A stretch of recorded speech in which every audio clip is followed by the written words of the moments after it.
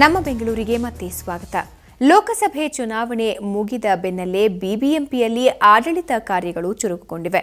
ನಗರ ಉಸ್ತುವಾರಿ ಸಚಿವ ರಾಮಲಿಂಗಾರೆಡ್ಡಿ ಇವತ್ತು ಬಿಬಿಎಂಪಿಯಲ್ಲಿ ಅಧಿಕಾರಿಗಳ ಸಭೆ ನಡೆಸಿದರು. ಕರ್ತವ್ಯ ಲೋಪ ಮಾಡಿದ ಅಧಿಕಾರಿಗಳನ್ನ ಸಚಿವರು ತರಾಟೆಗೆ ತೆಗೆದುಕೊಂಡರು. 10 ದಿನಗಳಿಂದ ಗೈರು ಹಾಜರಿದ್ದ ಪಾಲಿಕೆಯ ಮುಖ್ಯ ಲೆಕ್ಕಾಧಿಕಾರಿಯನ್ನ ಎತ್ತಂಗಡಿ ಮಾಡಿದರು.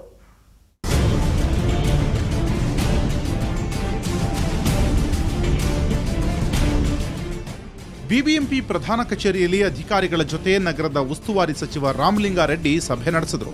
ಸಭೆಯಲ್ಲಿ ಅಧಿಕಾರಿಗಳಿಗೆ ಸಚಿವರು ಬಿಸಿ ಮುಟ್ಟಿಸಿದರು.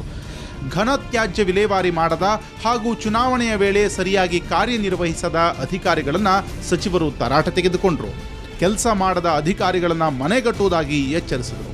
ಗುತ್ತಿಗೆದಾರರ ಬಾಕಿ ಹಣ ನೀಡದಿದ್ದಕ್ಕೂ ಆಕ್ರೋಶ ವ್ಯಕ್ತಪಡಿಸಿದ ಸಚಿವರು ಕೂಡಲೇ ಬಾಕಿ ಹಣ ಪಾವತಿ ಮಾಡುವಂತೆ ಮೇಯರ್ ಹಾಗೂ ಆಯುಕ್ತರಿಗೆ ಸೂಚನೆ ನೀಡಿದರು.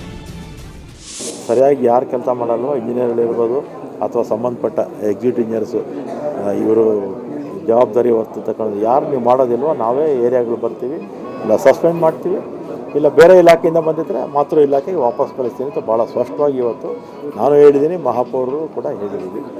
ಇದನ್ನೊಂದು 2-3 ಮಂತ್ಸಲ್ಲಿ ಈ ಆರೋಗ್ಯ ಇಲಾಖೆನ ಸರಿ ಮಾಡೋದು ನಮ್ಮ ಮುಖ್ಯ ಗುರಿ. ಈಗ ರಸ್ತೆಗಳು ಸಾಕಷ್ಟು ಸುಧಾರಣೆ ಆಗಿದೆ, ಇನ್ನೂ ಕೂಡ ಈ ವರ್ಷ ಇನ್ನೂ ಹೆಚ್ಚಿನ ರಸ್ತೆಗಳು ಮಾಡ್ತೀವಿ. ಇದು ಹೆಲ್ತ್ ಒಂದು ಸುಧಾರಣೆ ಆದರೆ ಜನರ ಆರೋಗ್ಯ ಚೆನ್ನಾಗಿರುತ್ತೆ ಅಂತ ನನ್ನದೊಂದು. ಇದೇ ವೇಳೆ ಗುತ್ತಿಗೆದಾರರ ಹಣ ಪಾವತಿ, ನೌಕರರ ಸಂಬಳ ವಿಳಂಬ, ವಿವಿಧ ಹಣಕಾಸು ವ್ಯವಹಾರಗಳಲ್ಲಿ ಲೋಪಗಳ ಆರೋಪ ಹೊತ್ತಿದ್ದ ಬಿಬಿಎಂಪಿಯ ಮುಖ್ಯ ಲೆಕ್ಕಾಧಿಕಾರಿ ಸೈಯದ್ ಅಬ್ದುಲ್ ರಿಜ್ವಿ ಅವರನ್ನು ವರ್ಗಾವಣೆ ಮಾಡಲಾಗಿದೆ. ಅವರ ಜಾಗಕ್ಕೆ ಉಪ ಹಣಕಾಸು ಅಧಿಕಾರಿಯಾಗಿದ್ದ ಡಾಕ್ಟರ್ ವೆಂಕಣ್ಣಗೌಡ ಪಾಟೀಲ್ರನ್ನ ನೇಮಕ ಮಾಡಲಾಗಿದೆ. ಈಗ ನಮ್ಮ ರಿಜ್ವಿ ಚೀಫ್ ಅಕೌಂಟ್ಸ್ ಆಫೀಸರ್ನ ಟ್ರಾನ್ಸ್ಫರ್ ಮಾಡಬೇಕು ಅಂತ ನಾನು ಶಿಫಾರಸು ಮಾಡಿದ್ದು ಒಂದು ವಾರಕ್ಕೆ ಹಿಂದೆ ತಮಗೆ ಗೊತ್ತಿದೆ. ಆ ಶಿಫಾರಸು ಆದೇಶದ ಮೇರೆಗೆ ರಿಜ್ವಿ ಅವ್ರ ಟ್ರಾನ್ಸ್ಫರ್ ಸ್ಯಾಟರ್ಡೇ ಆಗಿದೆ. ಈಗಾಗಲೇ ವಿ ಹ್ಯಾವ್ ರಿಲೀವ್ಡ್ ಹಿಮ್. ಅಲ್ಲ, but we have relieved him. Orders of relieving has been signed and has been relieved and his charge has been handed over to mister Venkanagouda Patil. ಅವರಿಗೆ ಚಾರ್ಜ್ ಹ್ಯಾಂಡ್ ಓವರ್ ಮಾಡಿದ್ದೀವಿ. Venkanagouda Patil the chief accounts officer ನಾವು. ಇನ್ನು ಪಾಲಿಕೆ ವ್ಯಾಪ್ತಿಯಲ್ಲಿ 40 ಮೈಕ್ರಾನ್ಗಿಂತಲೂ ಕಡಿಮೆ ತೂಕದ ಹಾನಿಕಾರಕ plastic ಬಳಕೆಯನ್ನು ಖಡಕ್ಕಾಗಿ ನಿರ್ಬಂಧಿಸಿ ಅಂತ ಸಚಿವರು ಸೂಚಿಸಿದರು. ಅಲ್ಲದೆ ಅನ್ಯ ರಾಜ್ಯಗಳಿಂದ ಆಮದಾಗ್ತಿರುವ ಪ್ಲಾಸ್ಟಿಕ್ ನಿಷೇಧಕ್ಕೂ ಕ್ರಮ ಕೈಗೊಳ್ಳೋದಾಗಿ ಹೇಳಿದರು.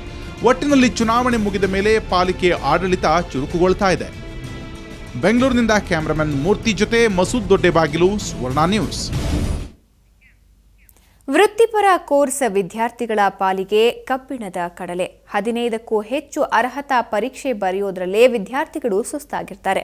ಈ ಅವೈಜ್ಞಾನಿಕ ನೀತಿಗೆ ಬ್ರೇಕ್ ಹಾಕುವಂತೆ ಪೋಷಕರು ಒತ್ತಾಯಿಸಿದ್ದಾರೆ.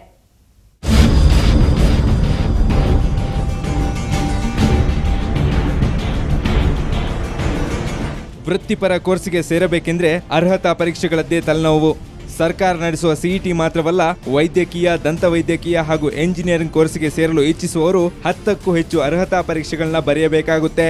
ಸಿಇಟಿ, ಕಾಮೆಡ್ ಕೆ ಜೊತೆಗೆ ಯೂನಿವರ್ಸಿಟಿಗಳು ಕೂಡ ಎಂಟ್ರೆನ್ಸ್ ಟೆಸ್ಟ್ ನಡೆಸ್ತವೆ.